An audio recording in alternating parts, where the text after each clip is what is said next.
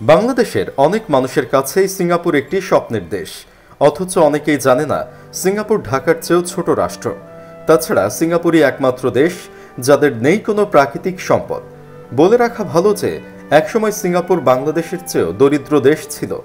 অনেকেই জানতে চান নিজস্ব কোনো সম্পদ না থেকেও সিঙ্গাপুর কিভাবে বিশ্বের অন্যতম ধনী রাষ্ট্রে পরিণত হলো, তা নিয়েই আলোচনা করব আমাদের আজকের ভিডিওতে।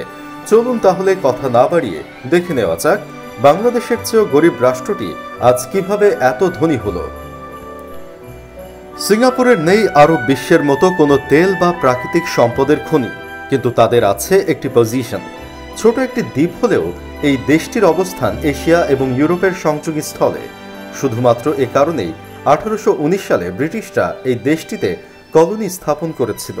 তবে শুধুমাত্র অবস্থানই তাদের ধনী হবার প্রধান কারণ নয়। সিঙ্গাপুরের পার্শ্ববর্তী দেশগুলো একই রকম অঞ্চল থাকা সত্ত্বেও তারা কিন্তু সিঙ্গাপুরের সাথে পেরে ওঠেনি। সিঙ্গাপুরের ধনী হয়ে ওঠার পেছনে আরও একটি কারণ হচ্ছে তাদের উন্মুক্ত ব্যবসা নীতি। 1965 সালে ব্রিটিশদের শাসন থেকে মুক্ত হওয়ার পরও ব্রিটিশদের সাথে তাদের সম্পর্ক ছিল অনেক ভালো, যার ফলে সিঙ্গাপুর হয়ে ওঠে দক্ষিণ পূর্বাঞ্চলের বাণিজ্যিক রাজধানী। আর শুধুমাত্র ব্যবসায়ী কোনো অঞ্চলকে ব্যাপকভাবে উন্নতির শিখরে নিয়ে যেতে পারে। অবশ্য এত সহজেই সিঙ্গাপুর কিন্তু আজকের এই অবস্থানে উঠে আসেনি। একসময় সিঙ্গাপুরের বেকারত্ব ছিল অনেক বেশি, ফলে ছোটখাটো ব্যাপারে শ্রমিকরা ঐক্যবদ্ধ হয়ে বিভিন্ন রকম ধর্মঘটের ডাক দিত। শ্রমিকদের বেশিরভাগই বসবাস করত বস্তিতে, তাদের নিজস্ব কোনো বাসস্থান ছিল না। কিন্তু সেখান থেকেও এই দেশটি বেরিয়ে এসেছে খুব দ্রুত। এর জন্য সরকারের পক্ষ থেকে নেওয়া হয়েছে একটি বুদ্ধিদীপ্ত সিদ্ধান্ত, যা ব্যাপক কাজ করেছে। যেহেতু তাদের বাসস্থানের সমস্যা ছিল, তাই সরকার তাদেরকে সরকারি বাড়িতে থাকার সুযোগ করে দেয়, যার ফলে এই সুযোগ গ্রহণ করে শ্রমিকরা যথেষ্ট সরকার ভক্ত হয়ে ওঠে। 1960 সালে সিঙ্গাপুরে মাত্র 9% শ্রমিক সরকারি বাসভবনে থাকত, যেখানে এখন প্রায় 80%-এরও বেশি শ্রমিক সরকারি বাসভবনে রয়েছে, যার ফলে তারা সরকারি সিদ্ধান্তের বাইরে যেতে সাহস করে না। তাই রাজনৈতিক পরিবেশও থাকে স্থিতিশীল। আর এমন স্থিতিশীল রাজনৈতিক পরিবেশের কারণেই বিদেশ থেকে ব্যাপকভাবে বিনিয়োগ এসেছে এই দেশটিতে। শ্রমিকদের এই নিয়মানুবর্তিতাও দেশটিকে এগিয়ে নিয়ে গেছে অনেক দূর। এছাড়াও সিঙ্গাপুরের সরকার বিনিয়োগ বান্ধব নীতি গ্রহণ করার ফলে দেশটিতে বিনিয়োগ বেড়েছে, একই সঙ্গে কমেছে বেকারত্ব সমস্যাও। সুতরাং দুই দিক থেকেই হয়েছে সিঙ্গাপুরের লাভ। একটা সময় ছিল যখন সিঙ্গাপুর হয়ে উঠেছিল দক্ষিণ পূর্ব এশিয়ার উৎপাদনের কারখানা, কিন্তু এখন দেশের মোট জিডিপির মাত্র 20% আসে উৎপাদন থেকে। 1985 সালে সিঙ্গাপুর যখন তাদের স্বাধীনতার 20 বছর উদযাপন করেছিল, তখন তারা অর্থনীতি সম্পর্কে বিশেষভাবে চিন্তা করতে শুরু করে। টেলিকমিউনিকেশন সেক্টর সহ ব্যাংকিং এবং ফাইন্যান্স সেক্টরগুলোকে ব্যক্তিগত খাতে পরিণত করে, যার ফলে এগুলোতে ব্যাপক প্রতিযোগিতা শুরু হয়। এবং এর ফলে 1970 সালে যেখানে এই দেশটির জিডিপিতে এই খাতগুলোর অবদান ছিল 24%, সেখানে এখন প্রায় 70%-এর ওপরে। যেহেতু সিঙ্গাপুরে ট্যাক্স ব্যবস্থা ব্যবসার অনুকূলে এবং এখানে সেবা দেওয়ার খাতগুলো অনেক ভালো, তাই বিভিন্ন মাল্টিন্যাশনাল কোম্পানিগুলো সিঙ্গাপুরকে তাদের আঞ্চলিক হেডকোয়ার্টার হিসেবে বেছে নেয়, যার ফলে সিঙ্গাপুর হয়ে ওঠে ব্যবসার হেডকোয়ার্টার। সিঙ্গাপুরের সবচেয়ে বড় দলটি হল পিপলস অ্যাকশন পার্টি।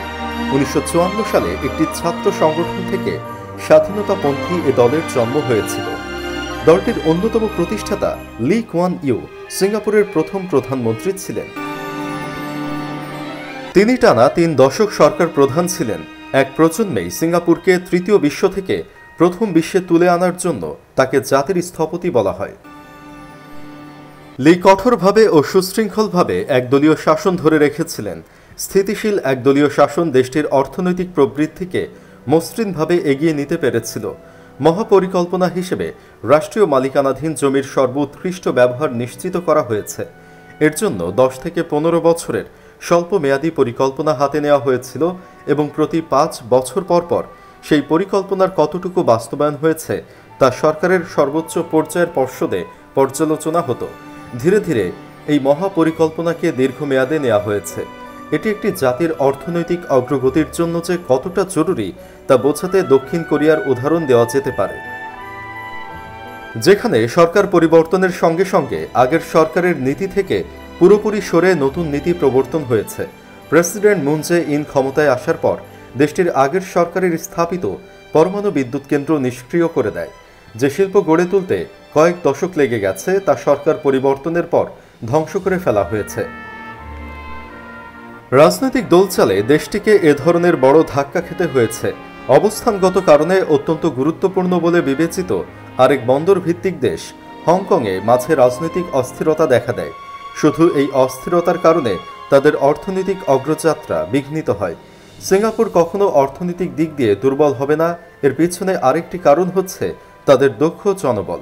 সিঙ্গাপুরের মেধাবী তরুণদের মধ্যে অনেকেই সরকারি বৃত্তি নিয়ে বিদেশে উচ্চশিক্ষা অর্জন করতে চান। বৃত্তি প্রাপ্তির শর্ত অনুযায়ী বাধ্যতামূলকভাবে তাদের দেশে ফিরে নির্দিষ্ট কয়েক বছর সরকারি চাকরি করতে হয়।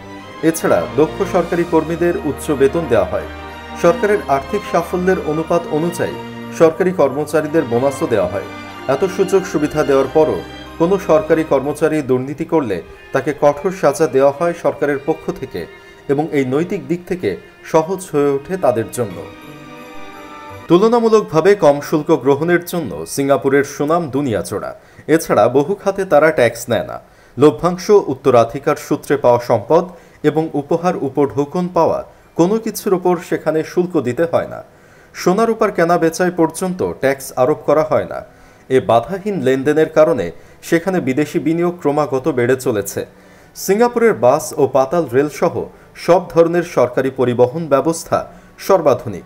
বিস্ময়কর বিষয় হল যুক্তরাষ্ট্র ও যুক্তরাজ্যের তুলনায় এসব পরিবহনে যাতায়াত ও মালামাল আনা নেওয়া অনেক সস্তা।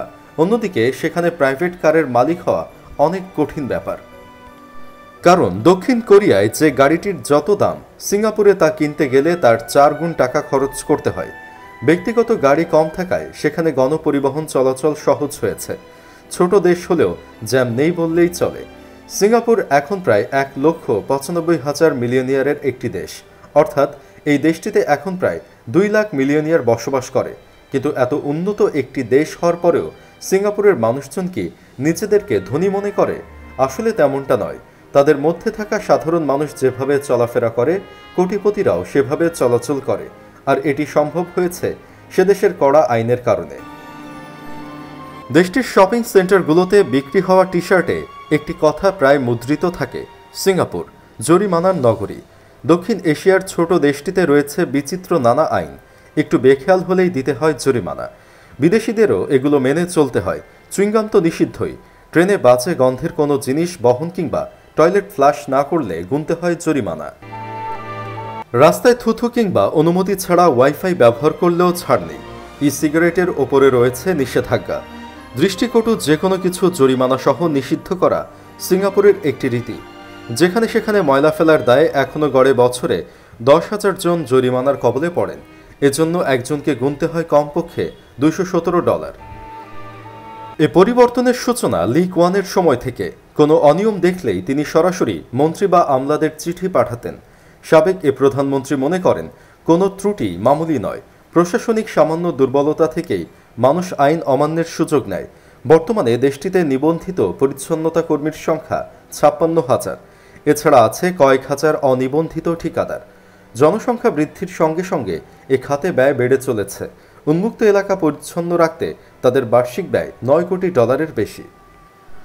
সুপ্রিয় দর্শক, একমাত্র কড়াকড়ি আইন আর ব্যবসার জন্য উপযুক্ত পরিবেশই দেশটিকে পরিণত করেছে বিশ্বের অন্যতম সমৃদ্ধ দেশে। সুযোগ হলে একবারের জন্য হলেও কি সিঙ্গাপুরে ঘুরে আসতে চান?